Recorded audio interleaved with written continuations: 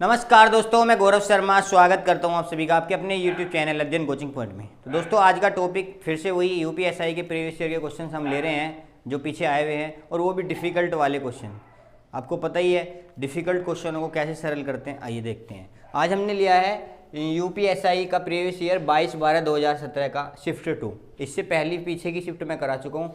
Back हम चल रहे हैं, पहले 22 की, फिर 21वीं और फिर 20 की, इस तरह से हम चल रहे हैं। ठीक है, तो क्वेश्चन क्या कह रहा है। एक कार का अंकित मूल्य इसकी लागत मूल्य से 50% अधिक है। जब बिक्री मूल्य में 20% की वृद्धि की जाती है तो लाभ राशि दोगुना हो जाती है। यदि अंकित मूल्य 3 लाख रुपए था तो बिक्री मूल्य ज्ञात कीजिए। देखो, इस तरह के क्वेश्चन को कैसे सोल्व करते हैं। ये कह रहा है कि 50% अधिक है। भाई 50% का मतलब क्या होता है, 1/2। इसका मतलब ये हुआ 3 मूल्य हम यहाँ लिख लेते हैं, एक CP, एक SP और एक MP। ये कह रहा है कि 50% अधिक है। इसका मतलब क्या है, अगर CP 2 है तो MP 3 है, क्योंकि अधिक है तो इसलिए ऐड हो जाएगा। बात समझ में आ रही है। अब इसने ये कहा यदि बिक्री मूल्य में 20% की वृद्धि कर दी जाए तो इसके लिए हमें विक्रय मूल्य का पता होना चाहिए, पर विक्रय मूल्य तो हमारे पास है नहीं। तो ये कह रहा है यदि विक्रय मूल्य में 20% की वृद्धि कर दी जाए तो लाभ राशि दोगुना हो जाती है। लाभ राशि दोगुना हो जाती है। पहले ये 20% देख लेते हैं कितना होता है। 20% का मतलब होता है भाई 1/5। कितना होता है, 1/5। तो ये कह रहा है कि अगर 20% वृद्धि कर रहे हो आप तो इसका मतलब 5 से 6 कर रहे हो, 5 से 6 कर रहे हो, तो यहाँ पे लाभ कितने का हो रहा है भाई, 1 का। कितने का लाभ हो रहा है, 1 का। परंतु ये कह रहा है कि ये 1 का लाभ नहीं है। ये कह रहा है जब 20% की वृद्धि कर दें, जब लाभ 2 गुना होता है, तो ये जो 1 रुपये लाभ है ये पहले लाभ का 2 गुना है। ये 1 रुपये जो लाभ है ये पहले लाभ का 2 गुना है। यदि अब लाभ कितना है हमारा, 1 है, तो पहले लाभ कितना होना चाहिए था। जब 1 2 गुना है तो ये आधा हो जाएगा, इसका हो जाएगा नहीं आधा। अगर ये 2 रुपये पे आधे रुपये का लाभ मिल गया हमें तो विक्रय मूल्य कितना हो गया भाई, 2.5। बात समझ में आई।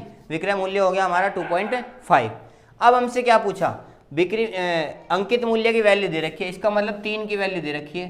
3 बराबर अगर 3 लाख है तो भैया क्या पूछा है इन्होंने, 2.5 की वैल्यू पूछी है। तो 2.5 बराबर कितना होगा, तो निकाल लेते हैं। 2.5 गुना 1 लाख,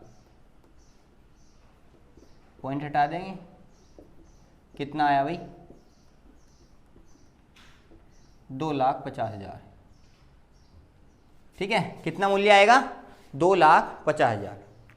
ये इसका आंसर होगा। आइए देखते हैं नेक्स्ट क्वेश्चन। आइए भाई, नेक्स्ट क्वेश्चन बहुत ही बढ़िया इंपॉर्टेंट क्वेश्चन है। देखिए, बिंदु X से शुरू होने वाली कार A 6 घंटे में 60 किलोमीटर की दूरी तय करती है और बिंदु Y से शुरू होने वाली कार B 8 घंटे में 48 किलोमीटर की दूरी तय करती है। वे एक दूसरे की ओर चलती हैं। कार C की गति ज्ञात करनी है, जिससे कार A और B द्वारा एक दूसरे से मिलने के वास्ते लिया गया समय। तो मतलब जितने समय में कार A और B से मिल रही हैं उतने समय में C जो है 360 किलोमीटर की यात्रा कर लेती है। ठीक है, तो हमें ये बताना है, यह मानते हुए कि X और Y के बीच की दूरी अगर 144 किलोमीटर हो तो उसकी स्पीड निकालनी है। ठीक है, देखिए भाई, सबसे पहले ये देख लेते हैं।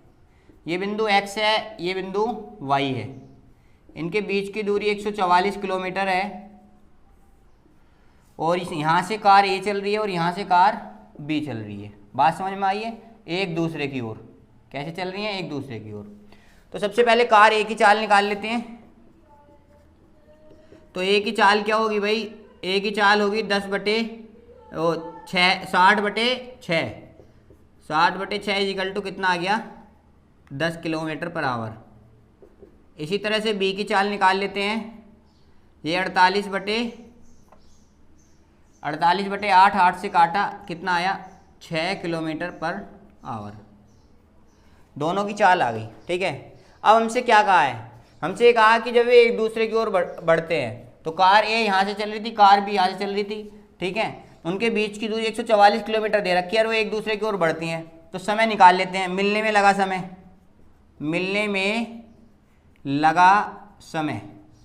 मिलने में लगा समय कितना है भाई, ये निकाल लेते हैं। तो समय बराबर दूरी बटे चाल होगी। दूरी कितनी चल रही है 144 किलोमीटर, चाल कितनी हो जाएगी 16, क्योंकि दोनों की जुड़ जाएगी, दोनों की जुड़ जाएगी भाई, विपरीत चल रही है जुड़ जाती है। तो कितना लगा 9 आवर। तो मतलब उन्हें आपस में मिलने में 9 घंटे लगते हैं।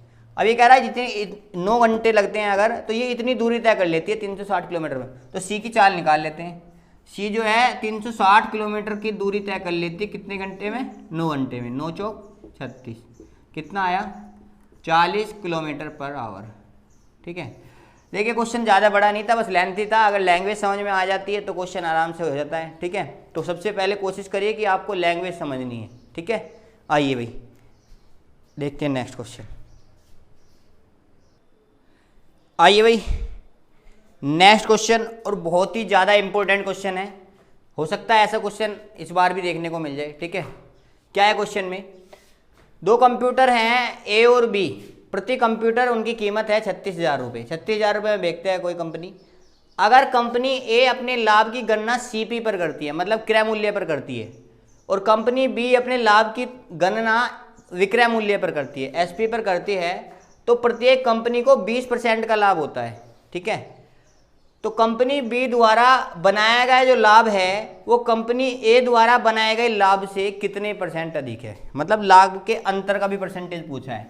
चलिए भाई, हमें पता है प्रत्येक कंपनी 20% का लाभ ले रही है। 20% का मतलब 1/5 होता है। ठीक है, तो इधर सीपी लिख लेंगे, इधर एसपी लिख लेंगे। यहाँ पहली कंपनी हो जाएगी और यहाँ आपकी दूसरी कंपनी हो जाएगी। ठीक है, ये सीपी पे लाभ ले रही है पहली और दूसरी एसपी पे लाभ ले रही है। ठीक है, मर्जी को है आपकी कोई सी भी, क्योंकि दोनों के लिए सेम है।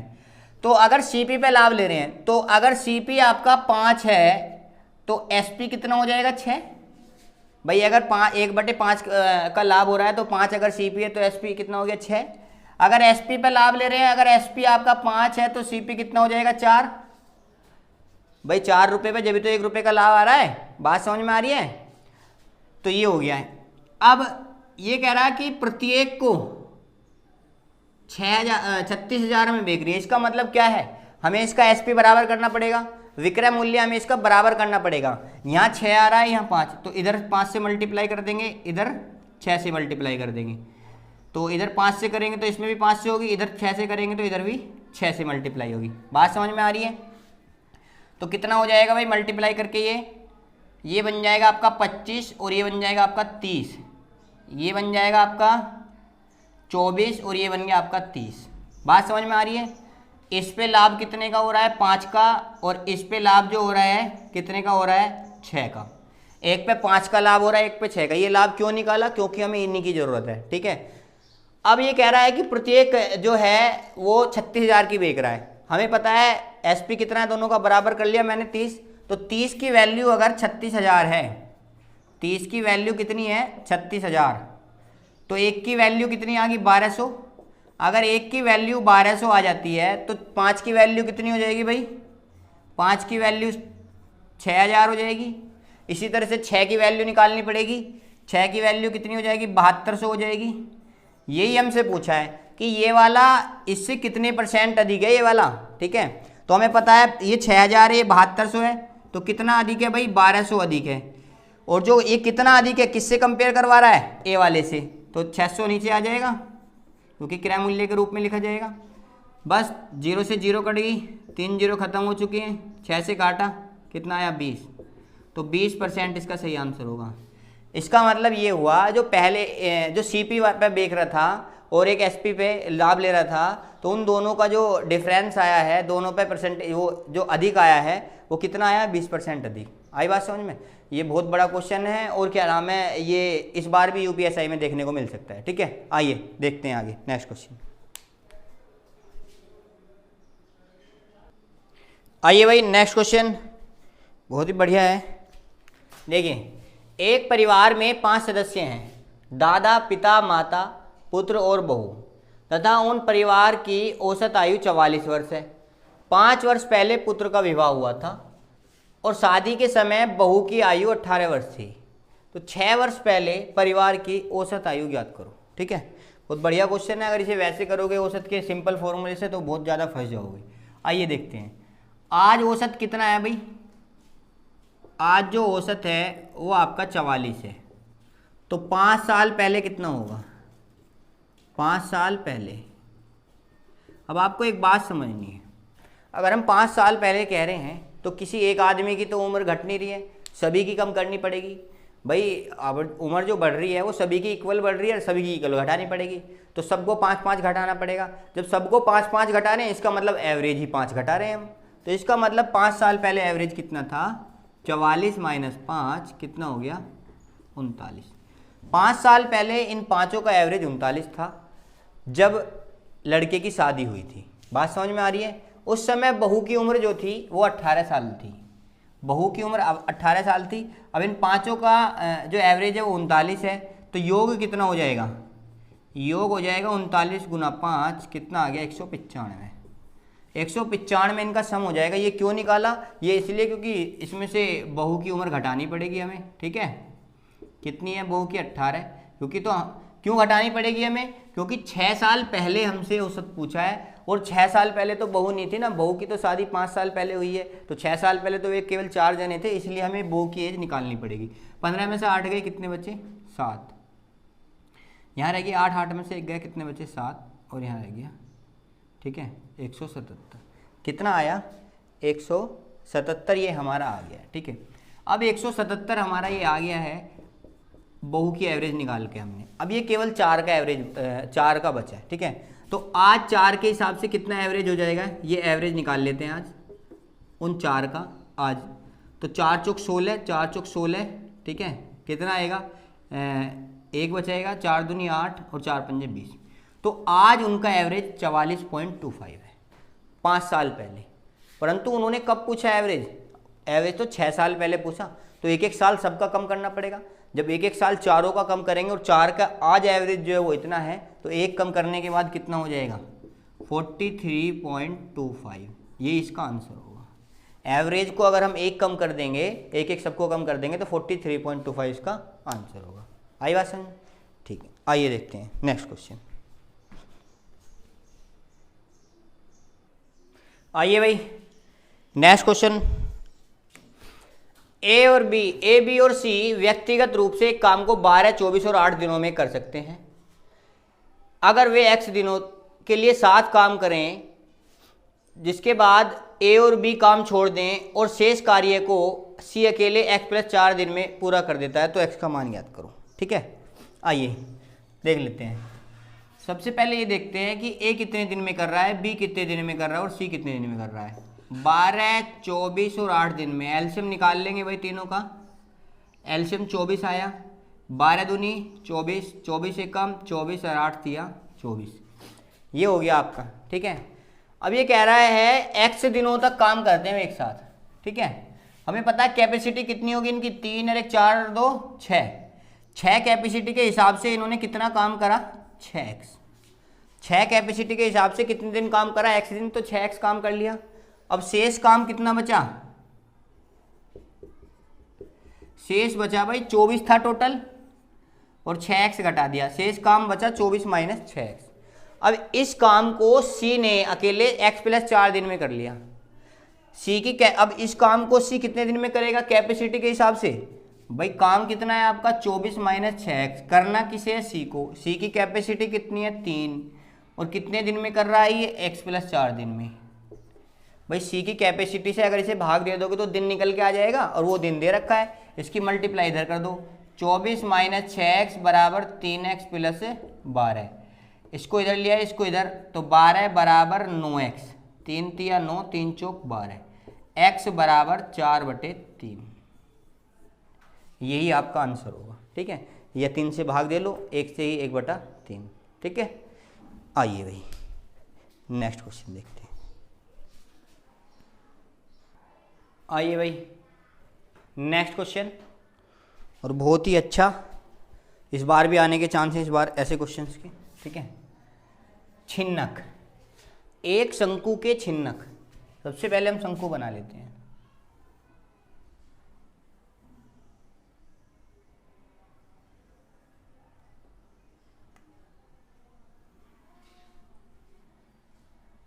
अब इसने कहा छिन्नक।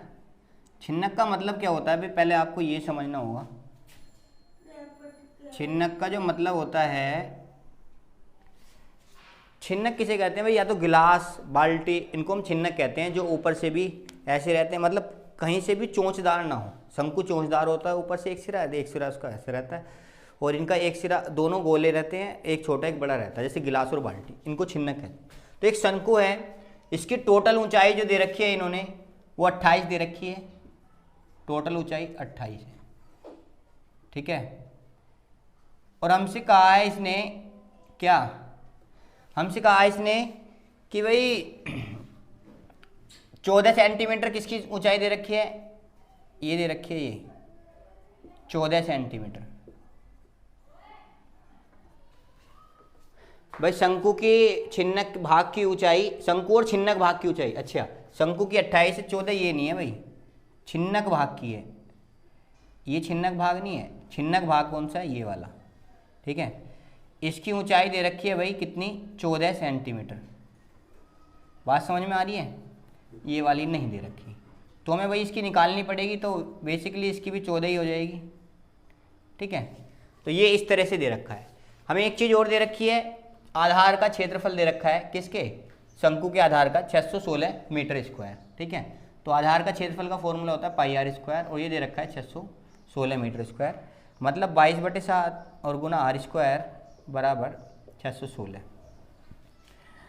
काट लेंगे, अगर नहीं काट 22 का पारा आता है तो 11 से काट लो, 11 दूनी 22, 11 पंजे 55, ठीक है। और 55 और कितना बचेगा? 6, 11 छिक्का 66, 56, 2 से काटेंगे कितना?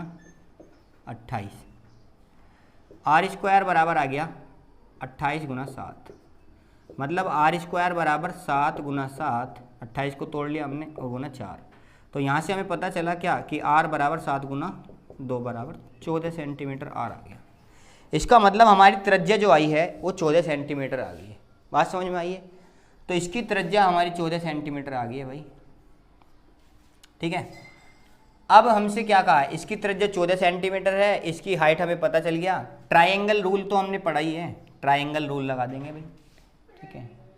अब हम इसमें क्या लगाएंगे? ट्राइंगल रूल, ठीक है, क्योंकि हमें ये वाली त्रिज्या निकालनी है। जब तक इस त्रिज्या का पता नहीं होगा कैसे करेंगे क्वेश्चन, ठीक है।